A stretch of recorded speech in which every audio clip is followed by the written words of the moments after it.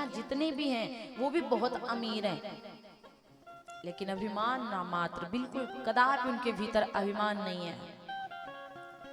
यदि हम धनवान हैं, यदि हमारे पास कुछ है, यदि हम कुछ कार्य कर रहे हैं, अच्छा कर रहे हैं, तो हमारे भीतर अभिमान और क्रोध नहीं आना चाहिए। अगर हमारे भीतर बड़प्पन आ गया कि नहीं हम हैं यहाँ पे, तो समझ लीजिए आपका कार्य पूर्ण होने वाला नहीं है। इसलिए अपने भीतर सरलता रखिए, अभिमान से परे हो जाओ, घमंड से परे हो जाओ। बिल्कुल घमंड ना करो कि नहीं नहीं हम बहुत कुछ कर रहे हैं, हम ये पंडाल लगवाए हैं या हम इतना बड़ा काम कर रहे हैं, इससे ना बिल्कुल ये अभिमान मत करिए। बस अपने मन में ये भाव लाइए, जो भी हम कर रहे हैं सब ठाकुर जी की कृपा है, वही हमसे करवा रहे। एक हम मात्र तो कुछ भी नहीं है, हम तो एक समझ लीजिए कि उनके नाखून के बराबर भी नहीं है, एक तिल भी नहीं है। जो हमारे से हो रहा है ना सब उनकी कृपा, इसलिए हम कर रहे हैं, वरना किसी की औकात नहीं इतना बड़ा काम करवा ले। ये छोटा नहीं है, बहुत बड़ा कार्य है। इसलिए कभी भी अभिमान हमारे हृदय में प्रवेश नहीं करना चाहिए। आज गुरुदेव जी ने बहुत सारी शिक्षाएं दी राम जी को कि राम कभी भी राजनीति करना, कभी राम राजा बनना तो राजगिरी का अभिमान नहीं आना चाहिए कि हम राजा हैं, हम प्रजा को पाल रहे हैं, हमारी वजह से यहाँ पे प्रजा आ रही है, हमारी वजह से लोग आ रहे हैं, ये कदापि मत सोचिएगा। ये सब ठाकुर जी की कृपा से ही होता है, सब राधा रानी की कृपा से, सब गुरु भगवान की कृपा से, सब ऊपर वाले की कृपा से होता है। तो महाराज अब देखिए राम जी को यही शिक्षा प्रदान कर रहे हैं कि कभी भी राजा बन जाना तो ये अभिमान नहीं करना, ये हमारी प्रजा है, प्रजा को बालक के समान मानना चाहिए, प्रजा को अपने बच्चे के जैसे देखना चाहिए। ये नहीं कि हम राजा हैं, हमारे घर कोई काम कर रहा है तो उसको हम चार बातें सुना रहे हैं रोज डेली, ये नहीं अच्छा हुआ, वो नहीं अच्छा हुआ, ये अच्छा करो, ऐसे करो, वैसे करो, नहीं, उसको अपने की तरह संभालना चाहिए, अपने की तरह बताओ कि देखिए ऐसे नहीं, ये काम ऐसे किया जाता है। राम जी को बहुत सारी बातें गुरु भगवान बताते हैं, लक्ष्मण जी को राम जी बताते हैं, और जो अपने से बड़ा हमको शिक्षा दे तो फिर उसकी शिक्षा को हमें अपने जीवन में उतार लेना चाहिए। आज राम जी ने कईयों बार बोले कि देखो अब विश्राम कर लो, तो राम जी के कहने पे लक्ष्मण जी लेटे पौधे हैं, सोए नहीं महाराज जी। लिखा हुआ पुनि पुनि प्रभु कहा सोवहु ताता, पुनि पुनि कहा प्रभु सो, पुनि पुनि प्रभु कहा सोवहु ताता, पौधे धरी उर पद चल जाता, पौधे धरी उर पद चल जाता।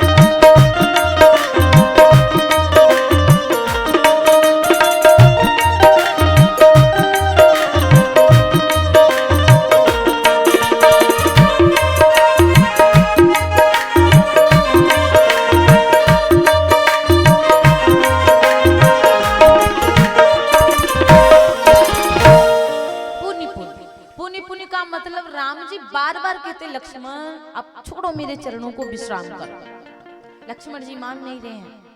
पुनि पुनि ग्रह प्रभु सोवहु ताता, बार बार कहते भैया सो जाओ, फिर भी नहीं सो रहे थे। और जब नहीं सो रहे थे बड़ी देर बीत गई, जब बड़े बार बार कह रहे करो ये करो ये करो, ना सेवा करो लेटो, तो भगवान श्री राम जी के चरणों में पौधे हैं।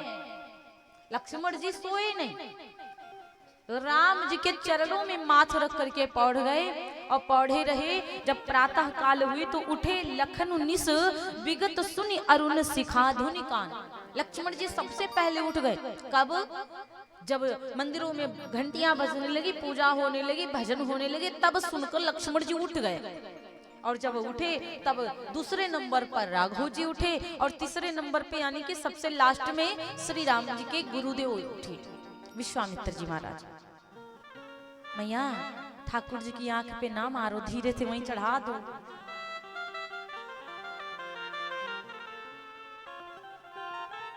तो महाराज अब कहा जाता है कि अब इस प्रकार से चुपचाप जब लक्ष्मण जी जगे, फिर राम जी, फिर गुरुदेव महाराज। फिर क्या हुआ महाराज, एक दिन पहले ही घूम आए थे श्री जनकपुर, उससे पहले एक दिन आ गए थे, 2 दिन बचे हुए हैं। 2 दिन में ही जैसे आज बचा और कल स्वयंवर है। जनकपुर में एक नियम था महाराज कि बेटिया का जब स्वयंवर होता था, और वैसे जानकी मैया जी का तो रोज का नियम था, गिरजा भवन जाती थी, पुष्प वाटिका थी, वहां पर गिरजा मैया का मंदिर बना हुआ है, वहां पे प्रतिदिन वो जाती हैं। और जो वहां पर वो प्रतिदिन जाती थी महाराज, तो कहा जाता है आज मैया गिरजा की जो माता सुनैना है, मैया सीता जी की, सीता की माता जो है वो भेज रही अपनी लाली को कि लाली आज तुम जाओ, आज गिरजा मैया का पूजन कराओ। अच्छा, तब तक क्या हुआ कि गुरुदेव जी बैठ गए अपने शिष्यों के पास में, और जैसे गुरुदेव जी अपने शिष्यों के पास में बैठे, राम लक्ष्मण के पास में बैठे, तो बड़ी सुंदर चौपाई आती, समय जानी गुरु आय सुपाई, समय जानी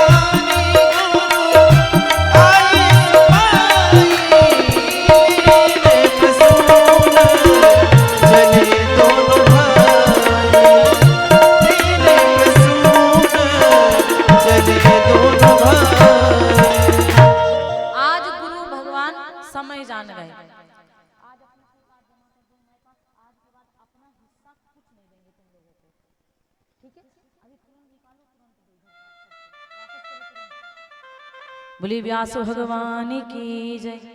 आज समय जान गुरु आय पाई। अच्छा, समय क्या जान गए गुरुदेव महाराज, ये समय जान गए कि गुरुदेव भगवान को पता है कि आज श्री जनक दुलारी जो मंदिर को आएंगे, पुष्प वाटिका में आएंगे, और भगवान श्री राम जी को भी भेजना बहुत जरूरी है। श्री राम जी को भेजना बहुत ही जरूरी है महाराज। तो समय जान गुरु आयस पाई कि आज श्री जनक दुलारी जी जाएंगी, और जनक दुलारी जी जाएंगी तो गिरजा माता से ना जाने कैसा दूल्हा मांग ले, और राम जी को देखेंगी तो उनका भाव बदल जाएगा। और वैसा ही हुआ, जब गिरजा माँ का पूजन करने के लिए आई,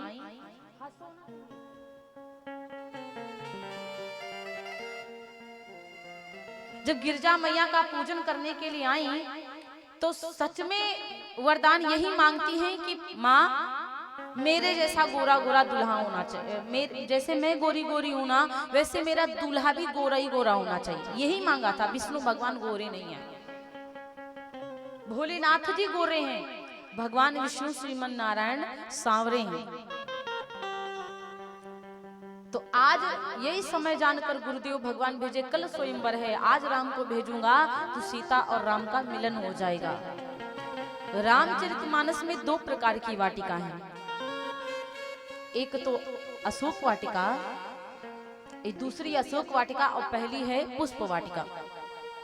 और दोनों वाटिकाओं में बड़ा अंतर है। पुष्प वाटिका जो है ना, वो योगी वाटिका है, और रावण की जो अशोक वाटिका है वो है भोगी वाटिका। तो दोनों वाटिकाओं में बड़ा अंतर। अशोक वाटिका में है प्रेम और पुष्प वाटिका में है प्रेम, और अशोक वाटिका में है जबरदस्ती करना। जैसे श्री जानकी जी को जबरदस्ती अशोक वाटिका में रख दिया रावण ने। वो प्रेम नहीं करती रावण से, रावण भी प्रेम, लेकिन रावण पाना चाहता जबरदस्ती सीता जी को। और पुष्प वाटिका जो है तो उसमें प्रेम है, राम भी सीता को पाना चाहते हैं और सीता भी राम को पाना चाहती हैं। आज लक्ष्मण जी को संग में भगवान श्री राम जी लेकर के पहुंचे, और जब राम जी को लेकर के श्री लक्ष्मण जी, राम जी लक्ष्मण दोनों भाई जब संग में पहुंचे तो कहा जाता है सबसे पहले माली को देख रहे हैं। आज माली को देख रहे थे।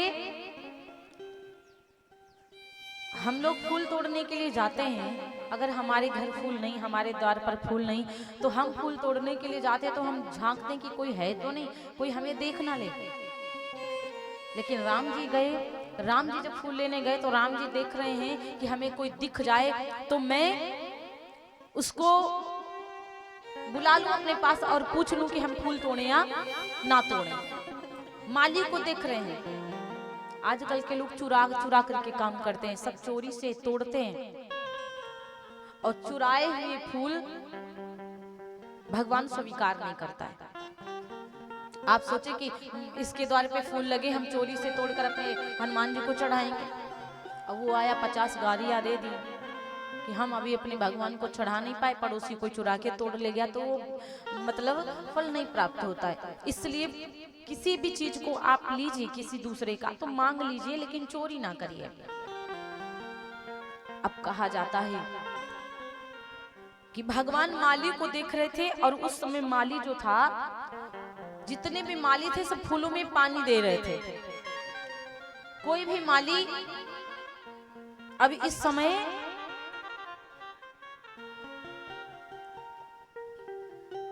दिख नहीं रहा था राघव जी को। और जब कोई माली राघव जी को नहीं दिख रहा था तो भगवान श्री राम जी देखा कि एक माली उधर दूर पे खड़ा हुआ है। तो भगवान श्री राम जी ने तुरंत माली की तरफ इशारा किया।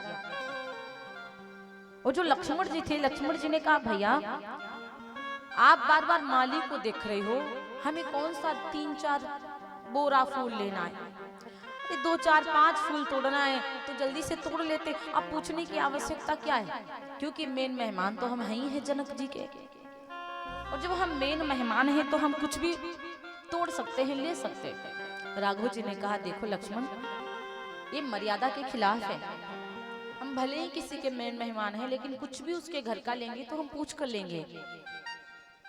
मेन मेहमान हैं तो इसका मतलब उसके घर में जो भी रखा हो हम ले लें, वो बहुत गलत बात है। लेकिन जहाँ के मालिक है वहां के मालिक है श्री जनक जी, बगिया के मालिक तो माली ही होता है। जनक जी मालिक है अपने राज्य दरबार के, बगिया के मालिक नहीं, वहां का मालिक है माली। जो देखभाल करता हमारी दुकान की वो मालिक होता उस समय, तो हम बिना पूछे कुछ नहीं ले सकते। तो आज राघव जी ने इशारा किया और माली आया, और जैसे माली भगवान श्री राम जी को देखा, एकदम से देख करके मनमुग्ध हो जाता है। उसके मन में तुरंत यही भाव आया कि राम जी का जो विवाह, जो ये राजकुमार आए हैं, ये जो संवरकू हैं, थोड़ा बड़े हैं, लंबे हैं, तो इनका ही विवाह हमारी जानकी दीदी के संग में होगा। श्री जानकी जी का विवाह इनके संग में, क्योंकि आज तक की इतनी उम्र आ गई, हमने कभी सुंदर नहीं देखा इनके जैसा। इनके जैसा कोई सरल नहीं, मतलब चेहरे से इतना प्यार झलक रहा था, प्रेम झलक रहा था कि पूछो ना। और चेहरे से पता चल जाता है कि इसके भाव भाव क्या लग रहे हैं। 4 दिन बातें कर लीजिए, तुरंत समझ जाएंगे कि आप कैसे हो, आपका स्वभाव कैसा है, आप किस प्रकार के इंसान हो। क्योंकि आपको एक बात बताऊं, 3 चीजें जो होती हैं ना, वो सामने वाला परिचय दे या ना दे, इन 3 चीजों से परख लेंगे। हर व्यक्ति परख लेता है। एक तो चरित्र, और दूसरा मित्र, और तीसरा इत्र। यदि कोई व्यक्ति इत्र डाल करके आया है तो बताने की आवश्यकता नहीं कि तुम भैया महक रहे हो, या हम आज खुशबू डालकर आए हैं, परफ्यूम डालकर आए, सामने वाला स्वयं जान जाएगा कि आप परफ्यूम डाले हैं, वो अपना परिचय खुद देता है।